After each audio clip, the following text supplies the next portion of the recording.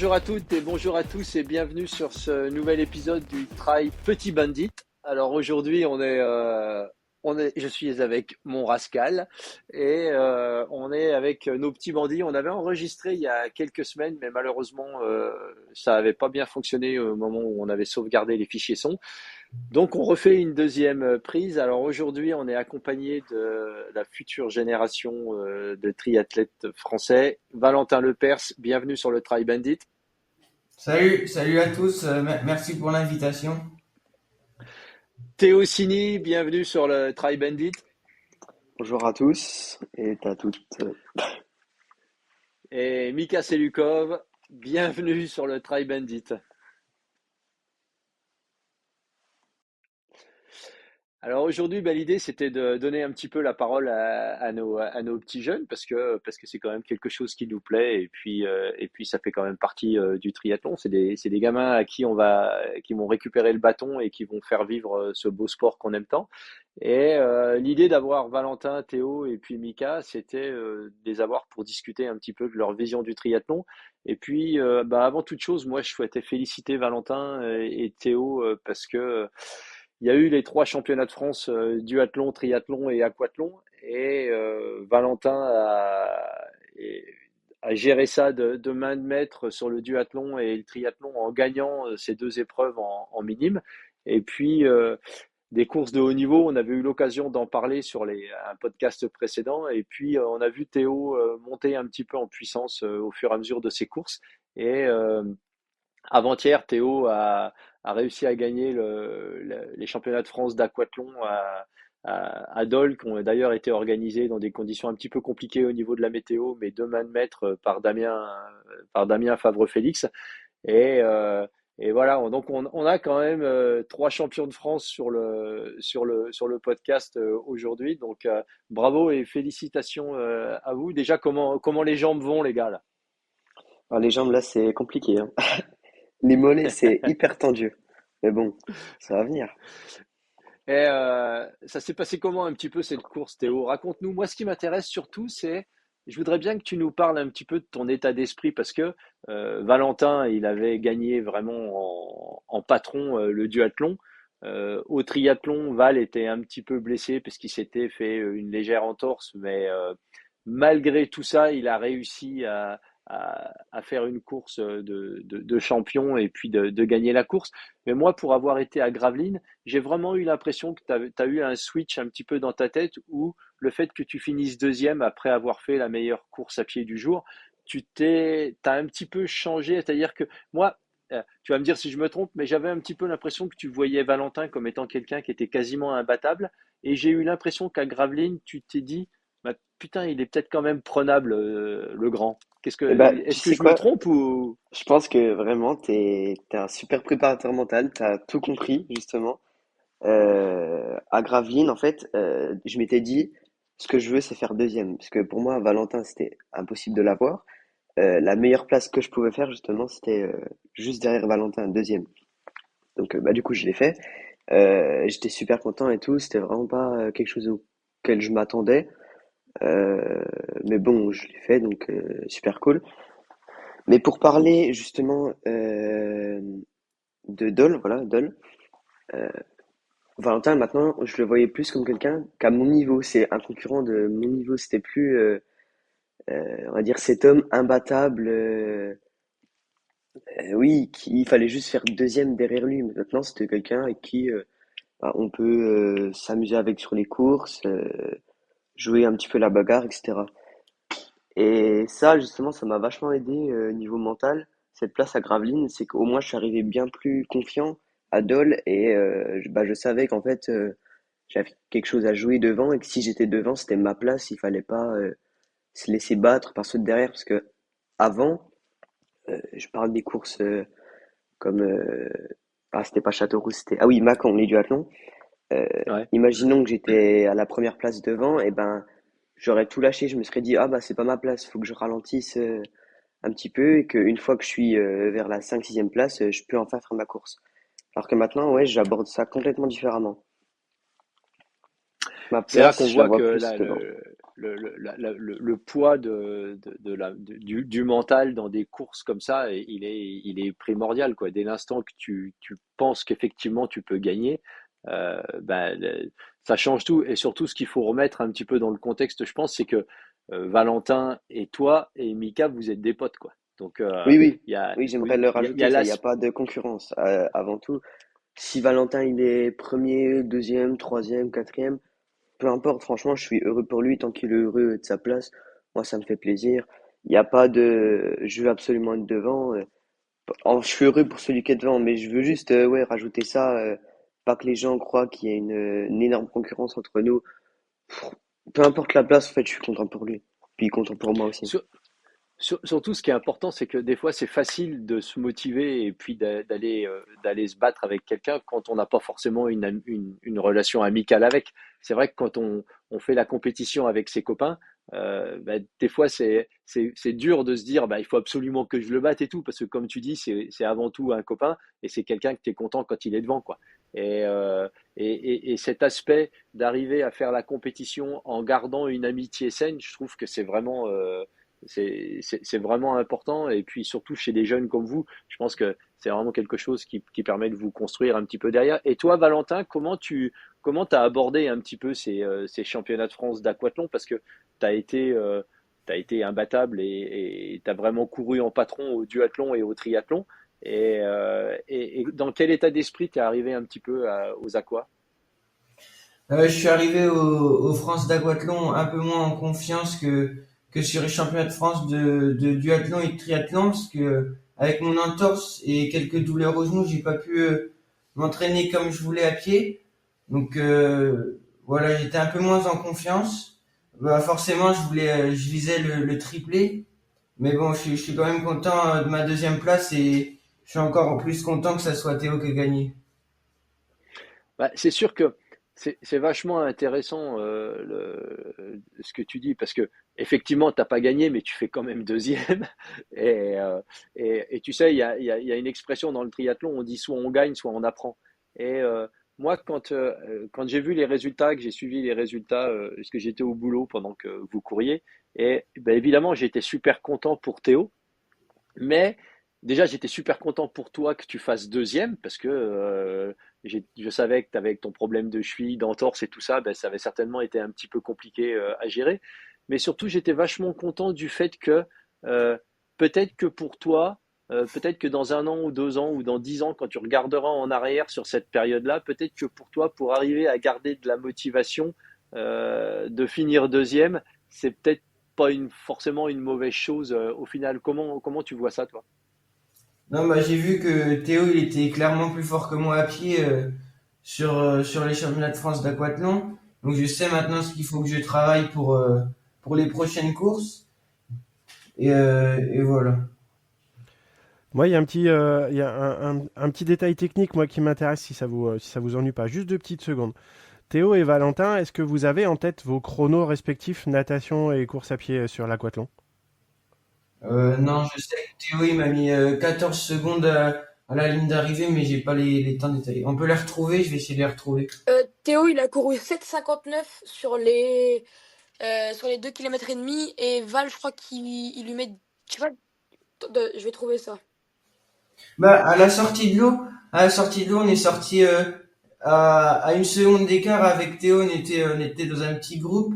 Et après la transition, il a fait une transition un peu plus rapide que moi. Et puis après, à pied, il est parti. Donc, je pense que sur les 14 secondes, il y a bien 10 secondes à pied, je crois. 10 secondes à pied. Surtout, ce qui est Et pardon, ce qui est Théo intéressant de dire, c'est c'était que dans tes standards vous de êtes, perf ou pas? Je suis désolé, Arnaud, je t'ai coupé.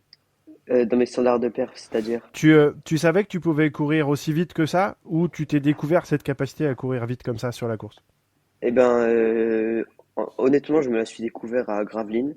Parce que toutes les autres courses avant, je courais jamais, on va dire, très très bien. Enfin, genre, je maintenais le niveau, mais c'était pas non plus exceptionnel. Et oui, à Gravelines, j'ai fait bah, du coup le premier temps à pied et ça m'a mis vachement en confiance. Et puis, je sais pas, depuis là, j'ai l'impression que mon niveau à pied, il a un petit peu augmenté. Et au final, j'ai regardé à peu près les temps. Je crois, oui, du coup, comme Mika a dit, J'ai je les, cours j'ai les résultats si 7,59. vous voulez sous les yeux. Et à Gravelines, je cours, il me semble, si je veux pas dire de bêtises, 8,01, un truc comme ça. 7,59. Donc au final, j'ai fait presque la même course à pied qu'après un vélo. Mais bon, les conditions n'étaient pas les mêmes, le parcours était pas le même et tout. Mais ouais, c'était plus à Gravelines quand même que j'ai vraiment fait une course à pied très très bien. Et Mais en fait, ce qu'il faut dire au niveau des championnats de France d'aquathlon, c'est que vous n'êtes pas sorti en tête de l'eau. C'est-à-dire que vous aviez un mec qui était non, un ou deux qui étaient devant, c'est ça, hein? il y a un mec de Poissy qui sort assez loin devant. J'aurais dit une dizaine de secondes, voire plus même.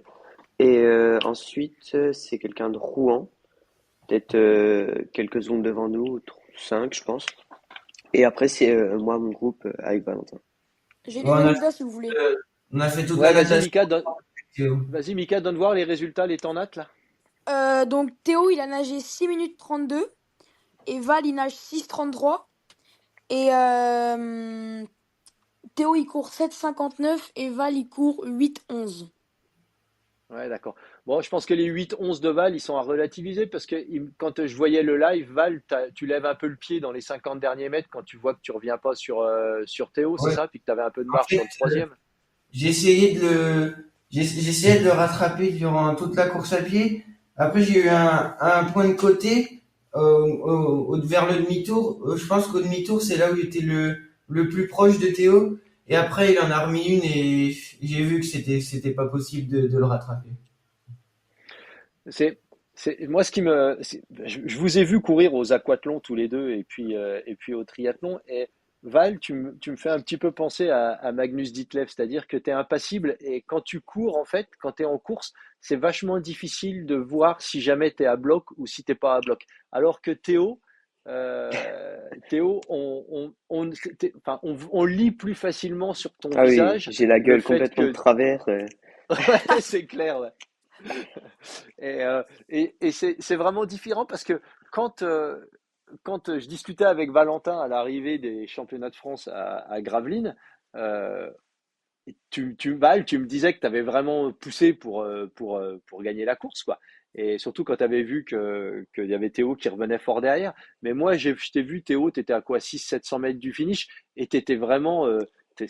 C'était du James Bond, quoi. Tu étais vraiment en mission, tu étais Ah oui. vraiment à bloc et on voyait que Ah tu étais mais vraiment. Gravelines, enfin Gravelines, c'est la seule course où je me suis vraiment, enfin j'ai jamais autant donné qu'à Gravelines. Même si toutes les autres courses, bien évidemment, je les fais à fond. Mais Gravelines, c'est vraiment, je sais pas comment j'ai pu, enfin me donner autant. À l'arrivée, j'étais vraiment pas bien quoi. Après, avec l'adrénaline et tout, quand t'as quelque chose à jouer, forcément ça aide. Mais ouais, Gravelines, je pense du début de la course à pied à la fin, j'étais vraiment à bloc quoi. Ouais, ça, si tu veux, ça se voyait. Et toi, Mika, comment tu vis un petit peu cette relation avec tes potes? Parce que vous êtes trois potes, tu es à un niveau en dessous physiquement. Tu finis à Gravelines, là où tu as été le plus près, tu étais quoi, 1 minute 31 de la gagne, donc de Une Valentin. 12, une 12, s'il te plaît. 1:12, ouais, 1:12, ok, excuse fils. Mais enfin, ça donne une idée de la densité, c'est-à-dire que en finissant à 1:12, tu fais quoi, 24 à Gravelines? 28. Ouais. Comment toi tu vis un petit peu cette relation avec tes potes et enfin, est-ce que pour toi de voir leur niveau de performance, c'est quelque chose qui te motive à te mettre un coup de pied au cul à l'entraînement pour aller plus vite, plus loin, plus fort? Ou est-ce que, enfin, quel regard tu portes sur tes copains, sur leur capacité athlétique? Bah, moi, je pense que Théo et Valentin, et puis les très peu autres triathlètes de leur âge qui sont à leur niveau, sont une source de motivation pour moi parce que j'ai quand même un niveau. Enfin, j'ai mon petit niveau, mais pour moi, ça m'aide à l'entraînement de me dire peut-être que si, par exemple, je fais cette séance-là et que, par exemple, Théo ou Valentin, ils ont pris un jour de repos, et ben j'aurai un jour d'avance sur eux. Ouais, Enfin, c'est la- mais après, comment je vis cette relation? Bah, on est vraiment, on est meilleurs potes. Donc en vrai, moi je vis ça cool. Et puis sur les courses, Je m'attends toujours, souvent c'est un demi-tour en course à pied, je m'attends toujours à voir soit Théo, soit Valentin en tête derrière le vélo. Donc, Et c'est ça. En fait, moi, la vision extérieure que j'ai sur votre relation, et c'est vrai que c'est qu'une vision, les rares fois où je vous vois tous les trois ensemble, ça m'a l'air d'être toujours vachement sain. En fait, il y a de la compétition, il y a de la compétitivité, mais je trouve pas que ça tombe dans la jalousie ou dans. C'est jamais malsain. C'est-à-dire que vous êtes tout le temps vachement. Moi, je me rappelle de toi, Théo, à l'arrivée au championnat de France de triathlon, tu as tout de suite été félicité Mika et tout ça en lui disant qu'il avait fait une belle course. Et je trouve que enfin, d'un point de vue compétitif, c'est vachement bien parce que c'est vachement simple, parce qu'on voit souvent chez les jeunes des fois des relations de compétitivité qui sont un petit peu malsaines avec un petit peu de jalousie qui se crée d'un athlète à l'autre, quoi. Eh ben ouais, franchement, comme je pourrais dire, la compétition c'est pendant la course, hors compétition c'est de l'amitié quoi. Et même pendant la course, s'il est devant, c'est franchement tant mieux pour lui. À Gravelines, enfin, j'étais super content pour lui. C'était vraiment, putain, il a fait le doublé de champion de France. J'étais vraiment heureux pour lui quoi. Et pareil pour Mika, Mika qui fait 28 si je me trompe pas, c'est ça? Ouais. C'est une super place pour Mika, c'est incroyable. Et franchement, j'étais super content pour lui et je suis autant content pour moi que pour Valentin que pour Mika. Et c'est ça que ouais, il faut mettre en avant, c'est que c'est pas que de la compétition, c'est aussi ouais, de l'amitié avant tout. Ouais, c'est un beau message que vous passez, les mecs, et c'était aussi une des raisons pour lesquelles on voulait vous avoir sur le podcast, parce que je trouve que enfin, c'est facile de tomber dans une surcompétition et puis que l'amitié elle passe un petit peu en deuxième. En deuxième. Et moi, quand je vous vois ensemble, quand je vous vois sur les courses et tout ça, je trouve que vous colportez un beau message et c'est vraiment cool, quoi. Et la saison maintenant, elle s'organise comment pour vous, Valentin? T'as d'autres courses qui te sont prévues, toi, ou tu Là, prévois de faire un peu un break là? Là, je crois que Théo aussi, on fait un break pendant quelques jours. Après on reprend, il y a le stage yacht qu'on fait avec Théo ensemble. Et après on a une course en Angleterre, on a été pris avec Théo. Et D'accord. Et c'est quoi cette course en Angleterre? c'est en fait, ils ont choisi de prendre, en fait, la fédé française et la fédé anglaise, ils invitent, par exemple, sur nos championnats de France, il y avait des Anglais, et donc Ouais, nous, on va participer au championnat d'Angleterre. d'accord. Et c'est quand ça? C'est en septembre, début septembre. D'accord. Et ça sera sur le même format de course, un XS? Oui, c'est XS, ou alors je sais pas si c'est XS ou si c'est la même distance que les ligues, un peu plus court. Ouais, d'accord, ok. Et donc ça va être en gros votre fin de saison, c'est ça? Oui, bah, je connais pas encore ce que je vais faire, mais je pense que oui, ça sera une des dernières compétitions. Et toi, Valentin, là, vous étiez tous les trois en troisième, si je me trompe pas, c'est ça? Ouais, on est tous en troisième.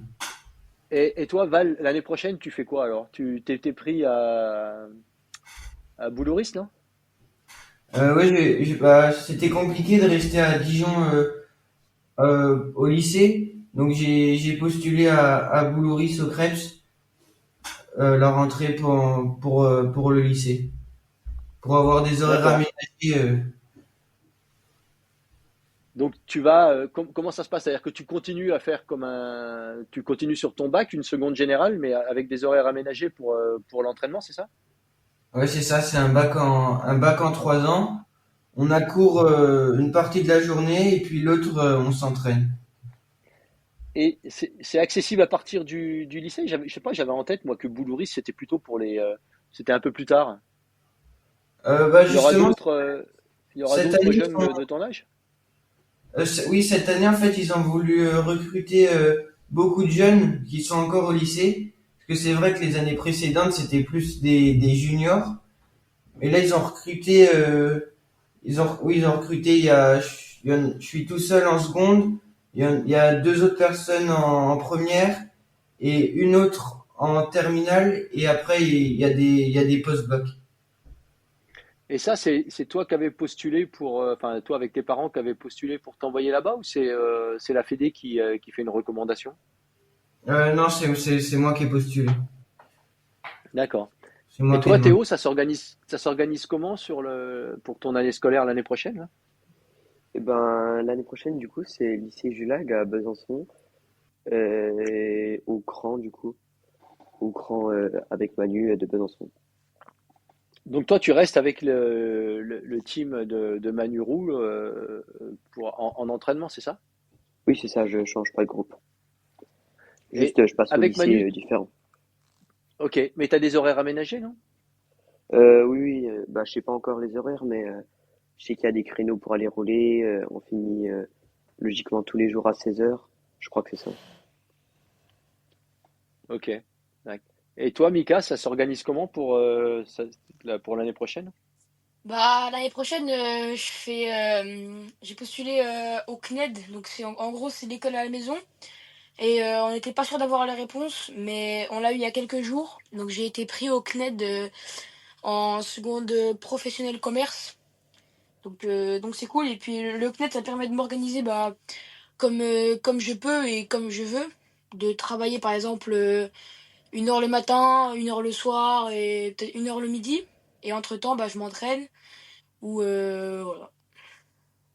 Donc en fait, vous vous retrouvez tous les trois avec une organisation qui est complètement différente. C'est-à-dire que Val, toi, tu vas être dans une organisation à Boulouris qui va être très structurée.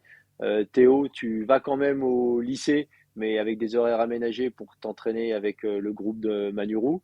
Et puis toi, Mika, tu es complètement indépendant à la fois en termes d'entraînement et à la fois au niveau scolaire. Et pour vous, aujourd'hui, donc, enfin, voilà, les trois grosses épreuves de la saison sont passées. Comment, parce que l'année prochaine, vous changez tous de catégorie et on sait tous que quand on passe d'une catégorie à l'autre, ben, généralement, il y a un écart de niveau qui est quand même relativement conséquent. Comment vous voyez votre saison s'organiser et prendre forme pour l'année prochaine? Parce qu'à partir de cadet, vous pouvez, les distances, c'est sprint, c'est ça? Ouais, c'est ça, ça. Les distances doubles en vélo et course à pied, en natation c'est 750, en vélo c'est 20 et en course à pied c'est 5. Ok. Et vous le voyez comment, vous, par rapport, parce que je sais que vous étiez présent, bah, évidemment, au championnat de France et que vous avez suivi les courses cadets. Comment vous imaginez vous positionner l'année prochaine sur votre première course cadet par rapport à la concurrence qu'il y a en France et qui est-ce que vous voyez comme étant vos plus gros concurrents? Je pense que déjà avant de va falloir déjà plus rouler que ce qu'on roule maintenant parce que ça double avec des relances, ça peut être compliqué avec surtout avec un enchaînement à pied. Mais je pense que bah, les meilleurs cette année, les meilleurs KD1, ils ont réussi à faire un top 5, donc ce qui est très bien en KD1. Donc je pense que Ouais. c'est l'objectif, c'est de faire un top 5 en KD1. Bah Nedelec, il a eu quelques soucis pendant la course, pendant les championnats de France de tri, mais sinon il y a Jules Chabanel, Valentin Ivora, Elliot Delecroix. Tous ceux-là, ils ont fait un top 5 au France de tri en étant KD1. Quentin Bauer, je sais pas ce qu'il a fait. Et vous pensez qu'il y a, parce que moi, si tu veux, si on regarde les France de Du et les France de Tri où j'étais présent, j'ai vraiment eu l'impression qu'il n'y avait pas un écart en termes de vitesse de déplacement, si tu veux, en course à pied qui était phénoménal entre vous, les minimes, et puis les cadets. Alors effectivement, la distance, elle est 2 fois supérieure, mais j'avais pas l'impression, si tu veux, ça sautait pas aux yeux que c'était vraiment une ligue au-dessus. Est-ce que vous arrivez avec l'état d'esprit en vous disant oh putain, ça va être compliqué, on va se faire bouffer tout cru? Ou est-ce que vous arrivez plutôt en disant bah, on se donne une année pour arriver au top et puis voir comment ça se passe, quoi? Moi, je pense que c'est pas, de toute façon, c'est pas une année où il faut viser des podiums, des victoires ou même à top 5, c'est quand même assez difficile. Je pense que c'est plus une année de travail en fait. Une année de travail pour arriver sur l'année, donc le cadet 2, où là, bah, justement, c'est l'année où il faut jouer toutes ses cartes, quoi. enfin toutes ces cartes en s'en gardant pour la suite, mais à une petite échelle. Bah, surtout que c'est une vraie année de transition parce que à la fois vous changez de catégorie, à la fois vous changez de catégorie scolaire, c'est-à-dire que la fin du collège pour aller au lycée, bah, c'est quand même c'est toujours un pas qui est un petit peu c'est quand même un gros changement. Et puis il y a un gros changement également dans votre organisation familiale, c'est-à-dire que toi, Valentin, tu vas te retrouver en dehors du noyau familial pour être à Boulouris, c'est ça je pense que c'est quelque chose que tu appréhendes un petit peu ou c'est quelque chose que tu vois plutôt comme disant bah, c'est bon, je pars de la maison, c'est cool, quoi. Bah non, je pense, bah j'y pense pas trop, mais je pense que avec un, c'est sûr que ça va être compliqué, je pense au départ, mais après il faut s'adapter. Et puis si on est bien entouré là-bas, qu'on se sent bien, ça peut s'oublier vite. Ouais, puis c'est parce qu'en fait, à la fois tu pars de chez toi, puis ça c'est un truc, tu vas te retrouver dans un autre environnement géographique parce que Boulouris, bah, c'est pas Dijon. Et puis tu vas aussi être certainement le plus jeune là-bas, donc tu vas te retrouver avec des athlètes qui vont être un peu plus âgés, un petit peu plus mûrs. T'as pas d'appréhension de ce niveau-là? Parce que tu m'as toujours frappé comme étant quelqu'un qui était plutôt bien dans tes baskets, bien posé psychologiquement. Mais j'imagine que partir comme ça de la maison, ça doit quand même foutre un petit peu de pression, non? Bah oui, je pense que ça va faire un gros changement. Mais après, je connais tous ceux qui ont postulé, qui vont arriver en même temps que moi. Donc, j'appréhende pas trop pour le moment. Ok. Et au niveau entraînement, là-bas, tu as une idée de la charge d'entraînement que ça va représenter en termes de volume horaire par semaine ou pas du tout pour l'instant? Non, j'ai pas encore discuté, j'ai pas encore beaucoup discuté avec l'entraîneur. Mais, enfin, ça va pas être du 25-30 heures par semaine. Ça va être, je pense, en dessous 20 ou 20 ou moins. Ouais, ok. Et parce qu'aujourd'hui, vous, en gros, si on regarde là actuellement, en termes de volume d'entraînement, ça représente quoi à peu près en nombre d'heures par semaine, toi, Théo? Je suis honnête, je sais pas du tout. Bah, je m'entraîne. Ouais, non, c'est dur à dire, je sais pas du tout. Si les semaines sont pas du tout pareilles avec les compètes ou bah du coup là en ce moment Ouais. avec ce qui avait eu le brevet, non, franchement, je sais pas. Et toi, Mika, tu fais quoi en termes de volume à peu près? En heure? Ouais, Bah, comme Théo, c'est difficile à dire parce qu'il y a des semaines qui vont être plus récup et des semaines qui vont être plus typées volume et plus typées vitesse. Mais comme ça, en général, je dirais entre 8 et 15 heures par semaine. ouais, ok. Et 15 toi, heures, c'est Val? les grosses semaines, quoi. Moi, c'est entre 12 heures les plus petites semaines et 16 heures les plus grosses. Et c'est quelle discipline qui vous prend le plus de temps pour vous, les gars là? Ça va être plutôt la natation ou ça va être plutôt les heures en vélo? Parce qu'on sait tous que c'est facile de faire des heures en vélo, mais quand tu commences à faire des grosses semaines de natation, la question enfin, ça impacte beaucoup en termes de fatigue sur ce qu'on fait à côté, quoi. Et bah, toi, Théo, tu nages avec Manu là. En distance, vous nagez quoi à peu près par semaine? Oh bah, je suis honnête, je sais pas du tout la distance qu'on nage par semaine, mais on nage, je crois, 6 ou 7 fois par semaine, je sais plus. Ouais. Euh, et puis oui, pour en revenir à ce que tu disais avant, le vélo, ça me prend pas du tout de temps dans mon planning. Je vais être honnête, je roule presque pas. C'est une fois par semaine et encore quand il y a des compétitions. Mais ça, c'est pendant la période des cours. Quand il n'y a pas cours, je vais rouler plus. Ouais. Mais oui, la semaine, c'est vraiment la natte qui prend beaucoup de temps. Ah, c'est clair que quand tu passes du temps dans le bassin, bah, forcément, quand tu es déjà 2 heures à la piscine, c'est difficile d'aller rajouter des séances supplémentaires derrière. Mais derrière, on voit clairement le résultat chez vous, c'est-à-dire que vous êtes des super nageurs et ça nage devant. Et quel regard vous portez sur les nageurs qui sont dans la catégorie supérieure en cadet là, ça nage vraiment beaucoup plus fort que vous ou on est à la seconde? Bah, les meilleurs nageurs, ils sortent souvent devant, c'est ceux qui sont sortis en tête de notre course l'année dernière. On retrouve un peu les mêmes cette année sur les distances S. Ok. Mais tu avais raison dans ce que tu disais, Valentin, tout à l'heure, que le vélo est, enfin, l'année prochaine en cadet, 20 km, c'est pas la même chose que 10 km. Et le vélo risque de prendre une part un petit peu plus importante dans vos entraînements, hein.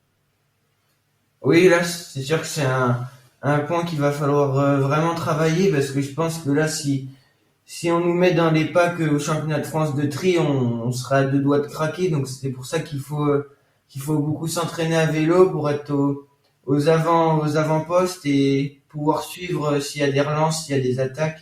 Et surtout pour pouvoir après courir sans trop avoir de séquelles du vélo.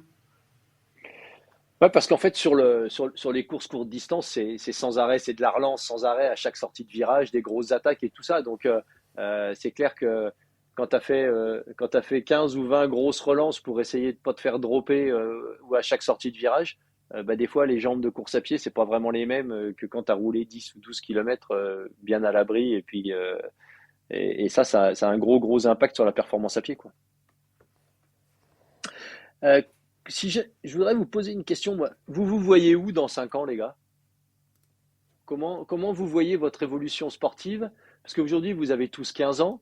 Moi, je me rappelle quand j'avais 15 ans, j'avais l'impression que j'allais bouffer le monde. Vous, si aujourd'hui, vous voyez où? Où est-ce que vous serez? Qu'est-ce que vous ferez dans 5 ans? Valentin, à C'est toi. Allez, difficile à vas-y, dire. mouille-toi. Vas-y, Théo. Oh, on peut pas dire Valentin du coup. Bon, allez, Valentin, c'est toi qu'on passe Ah, sur le grill. dans 5 ans, ça nous fera 20 ans.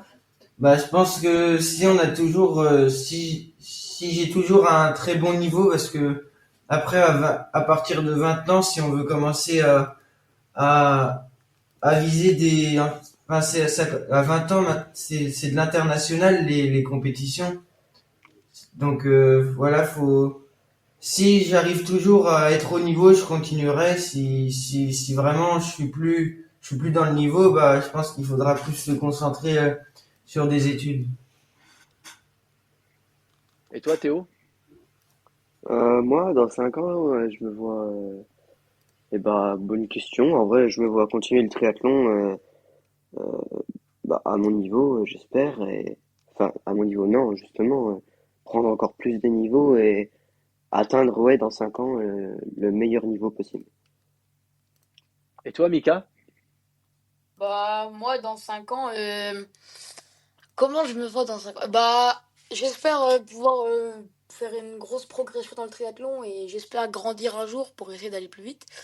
Euh, mais ouais, dans 5 ans, je pense, je me vois sur les premiers Ironman, sur le long, sur tout ça. Et puis essayer c'est ambitieux, mais d'intégrer l'élite, quoi, dans l'Ironman. Tu ferais Forcément, t'es l'Ironman, mon gamin, ouais, Mika, c'est mon gamin, je le vois bien et je connais son attirance vers le longue distance, mais on en avait parlé dans le podcast précédent. Et toi, Valentin, t'as plus une vision court distance avec un goal ultime qui soit les Jeux Olympiques, c'est ça? Mais moi, clairement, c'est le court distance qui m'intéresse pour l'instant. Après, il y a beaucoup de pro triathlètes qui font du court distance qui après mutent pour le long. Et bah non, c'est pour l'instant, c'est vraiment le court distance qui m'intéresse. Et bah les Jeux Olympiques, c'est vrai, c'est un rêve d'enfant, mais on va tout donner, tout faire pour essayer, pour y arriver. Et pourtant, t'es déjà allé à Hawaï, toi, avec ton père. Ouais. Et ça t'attire pas aujourd'hui? T'as pas cette attirance vers le longue distance, ces courses spectaculaires comme ça? T'es plus vraiment attiré par le court distance? Ouais, bah oui, bah j'y étais pas allé pendant l'Ironman. J'avais regardé, par contre j'étais allé au championnat du monde 73 à Nice. Je sais plus Ouais, quelle année c'était, mais 2019. Oui, bah étant petit, comme mon père faisait plutôt du long, c'était plutôt le long qui m'intéressait, mais en grandissant un peu, c'est plus le court finalement. Et toi, Théo? Moi, c'est tout court. Juste le Ouais. court. Ouais. Et vous suivez pas aujourd'hui, vous tous les deux, vous avez pas vraiment de. Est-ce que vous connaissez un peu les athlètes qui courent sur le circuit Tessan, sur le championnat du monde 73 Ironman ou sur le full? Est-ce qu'hier vous avez suivi un petit peu ce qui s'est passé à Roth ou pas du tout? Alors moi, sur le Tessin, je connais Sam Laidlow, parce que Mika, il en parle tout le temps, mais sinon, les autres, je connais pas, non. Ouais. Et comme par exemple hier la course de Roth, vous avez pas du tout suivi? Euh, Bah j'ai pas suivi en direct, mais après j'ai regardé les résultats, j'ai vu que c'était Ditlev qui avait gagné Ouais, et que Ditlev, il a. Patrick Lange avait eu des problèmes, mais enfin, Ouais, non, je suis pas autant le long que le court. ok. Et toi, Mika? Ah, hier, moi, c'était full rot, hein. Ouais, passer la journée devant la retransmission. Ouais. Bah, c'est fin. Après, j'aime bien natation, j'aime bien regarder bah, le départ et puis juste un peu avant la fin de la natte. Le vélo, bon, ça dure 4 heures, 3h57 pour Ditlev, mais moi, le vélo, je regarde 10 bornes et puis après, c'est bon. Mais par contre, le marathon, je suis cloué dessus. Et toi, tu te vois où dans 5 ans, Mika? Tu disais faire un Ironman. Ça te fait pas peur? C'est quelque chose que tu attends de pouvoir faire du long ou c'est quelque chose que tu vois un petit peu vraiment comme un gros challenge? Ah, ça bouillonne en moi. Ouais. Non, c'est quelque chose que je veux vraiment arriver à faire. Déjà, faire un Ironman, déjà, ce serait déjà bien. Et de le finir, ça serait vraiment bien parce que c'est quand même pas rien. C'est 3,8 de natte, 180 de vélo et 42 à pied, quoi. Donc, Ah, c'est rigolo parce que vous êtes trois, vous êtes trois potes et vous avez tous une vision un petit peu différente du sport et je trouve que c'est vachement bien parce que quelque part notre sport, ben, ça va du super sprint, de la Super League jusqu'au championnat du monde à Ironman et je trouve que c'est rafraîchissant d'avoir un petit peu une vision comme ça. Enfin, moi, je sais qu'à 15 ans, on m'aurait demandé qu'est-ce que je voulais faire dans 5 ans. J'aurais bien été emmerdé pour répondre. Et c'était un petit peu une question piège, mais je voulais voir un petit peu comment vous arriviez à vous projeter là-dessus. Et qu'est-ce que, moi, il y a quelque chose qui m'intéresse vraiment, c'est qu'est-ce qui vous motive dans le triathlon? Parce que Valentin, toi, ton père, ben, c'est Romuald Le Père, c'est quelqu'un qui compte dans le monde du triathlon. Mika, ben moi, moi j'ai toujours, je dirais que ma vie, et toi, tu m'as toujours connu comme étant triathlète. Mais toi, Théo, tes parents, tu viens pas d'une famille de triathlètes en fait. Ah non, pas du tout. Personne dans ma famille fait du triathlon. Et comment t'es tombé dans le triathlon en fait? Comment t'es arrivé là un petit peu toi? Pas, c'était par hasard? Et t'as vu une course et tu t'es dit putain ça c'est pour moi ou quel a été le cheminement de t'amener dans le triathlon?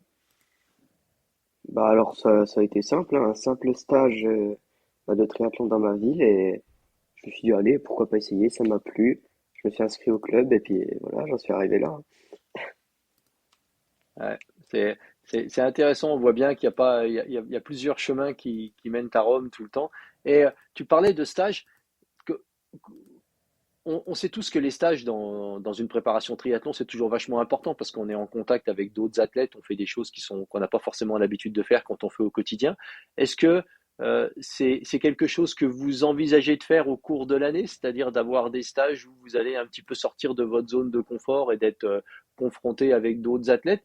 Est-ce que vous pensez que c'est des choses qui sont positives dans le cadre d'une préparation, d'avoir des stages dans un environnement géographique et puis humains différents. Comment vous voyez ça? Est-ce que c'est quelque chose qui fait vraiment partie de votre préparation dans le futur? Ou c'est, bah, s'il y en a un, vous le faites, et s'il y en a pas, bah, tant pis, quoi. Mika? bah, les stages, moi, s'il y en a, bah, ça me va parce que ça me permet. Bah, vu que je suis au CNED, bah, je vois pas beaucoup d'autres enfants à part une ou deux fois par semaine, je vais voir des amis à moi au village d'à côté. Mais les stages, c'est vrai que c'est sympa, ça permet de voir d'autres personnes et de comparer un peu son niveau à des personnes qu'on connaît pas forcément. Donc moi, je suis plus pour les stages, mais c'est vrai que trop en faire, c'est pas forcément le mieux. Parce que au stage, on va souvent faire plus d'entraînement que ce qu'on a l'habitude. Donc moi, je pense entre 4 et 6 stages par an, je pense que c'est bien. Et vous, les gars? Il y a, Oui, vas-y, Valentin. il y a souvent, cette année par exemple, aux vacances de la Toussaint, il y avait j'ai fait 15 jours où j'ai nagé 2 fois par jour. Donc c'était un stage nat. En février, j'ai fait un stage, première semaine, un stage yacht. Donc c'est bien, j'aime bien les stages yacht parce que ça permet de retrouver les meilleurs Français où on n'a pas l'habitude de s'entraîner avec eux parce qu'ils sont dans d'autres clubs, dans d'autres régions. Et après, je suis parti en vacances où j'ai essayé de vraiment axer sur la natation et la course à pied. Et sur les vacances de Pâques, j'ai fait première semaine un stage yacht et la deuxième, c'était chez moi. J'ai essayé de pas mal m'entraîner, surtout à vélo, parce que les France de Tri arrivaient. Et juste une petite précision, les stages IAT, pour tout le monde, IATE, parce que nous, on parle comme si tout le monde savait, c'est identification et accompagnement des triathlètes émergents. Donc c'est des stages de détection, quoi. Juste Et petite ça, c'est des précision stages que technique. t'as. Ouais, ça m'intéresse, Michael, là, ce que tu dis. C'est des stages qui sont accessibles comment? C'est-à-dire que c'est toi qui postules et puis t'es pris ou t'es pas pris? Ou comment ça marche? Non, ils sont accessibles avec un certain nombre de points quand tu fais tes classes tri. C'est-à-dire qu'il faut que tu aies déjà un certain niveau pour pouvoir accéder à ça. Ok. Et c'est des stages qui ont lieu où, ça? Bah, il y a souvent, et en fait, il y en a chaque vacances sauf à Noël. Il y a pendant les grandes vacances, c'est à Vitel. À la Toussaint, c'est à Vitel aussi. Et par contre, février et Pâques, c'est à Agetmo dans le sud-ouest. D'accord, ok. Ok. Ça, c'est C'est vraiment intéressant. uniquement fédéral et c'est dans le cadre de la Fédé où justement la politique de haut niveau, c'est d'identifier les triathlètes émergents assez tôt et de pouvoir les aiguiller dans les structures et les accompagner dans leur développement. Donc, bah forcément, Théo Valentin et Mika certainement intégrera le processus bientôt. Et ça, c'est basé sur les fameux classeries, où donc c'est des performances à réaliser, des chronos à réaliser sur une distance en natation et une distance à pied. Ouais, Malheureusement, le c'est vélo, 200. Ouais, c'est c'est 200 dans l'eau et puis 1000 à Un pied, c'est kilomètre ça? à peu. ça dépend des catégories d'âge en fait. C'est pas la même chose. Ça évolue en fonction de l'âge, ce qui est plutôt bien fait. Oui. Ok. Ça dépend, ça dépend aussi de la place aux France de triathlon. Ok. D'accord. Ok, ben écoute, moi je suis bien content de vous avoir eu sur le podcast, les gars, et puis je pense que c'est quelque chose qu'il faudrait qu'on essaye d'avoir de façon un petit peu plus récurrente. Et puis, ben on n'est pas loin des Jeux Olympiques, hein, ça arrive à grands pas. Et si vous êtes d'accord, moi j'aimerais bien qu'on enregistre deux épisodes, un juste avant les Jeux, en faisant un petit peu la revue des forces en présence, et puis comment vous voyez le déroulement de la course, et puis un après où on pourrait parler de ce qui s'est passé et puis de tout ça. Alors, je sais pas si ça vous va, mais j'aimerais bien arriver à faire quelque chose comme ça parce que vous avez quand même, bah, vous êtes les mains dedans, vous, hein, vous êtes au top niveau français et votre ambition, elle est de courir aux Jeux Olympiques au moins pour deux de vous trois. Donc, ça serait cool qu'on puisse vous revoir et puis discuter de tout ça, quoi. Ouais, avec plaisir. Ça marche. Bah écoutez les gars, encore une fois, je vous tire mon chapeau parce que je trouve que vous êtes des beaux athlètes et puis je suis content que vous ayez les mains dedans, dans ce beau sport qu'on aime tant. Et vous êtes des mecs qui avaient la tête bien posée sur les épaules. Et puis moi, ça me fait tout le temps plaisir quand je vous vois aux courses parce que je trouve que à la fois d'un point de vue humain et puis d'un point de vue athlétique, vous êtes vraiment des beaux exemples et je tenais à vous tirer mon chapeau là-dessus. Je vous souhaite à tous belle fin de saison. Et puis, bah, J'ai je un sais truc à qu'il y en a rajouter, quelques-uns. si jamais. Vas-y, balance. Valentin, t'as oublié un truc quand tu disais ta fin de saison, il y a le du battle qui arrive. Ah oui, oui. Donc, bah, je crois qu'il y en a quelques-uns de vous qui vont passer un petit peu de temps chez moi ici à Étival, donc on aura l'occasion de se voir et puis de se croiser. En tout cas, continuez bien, continuez comme ça les mecs, vous continuez à nous faire rêver. Moi, je vous tire mon chapeau. À bientôt, ciao ciao. À bientôt. Merci, Merci, salut. ciao. Salut. Ne sortez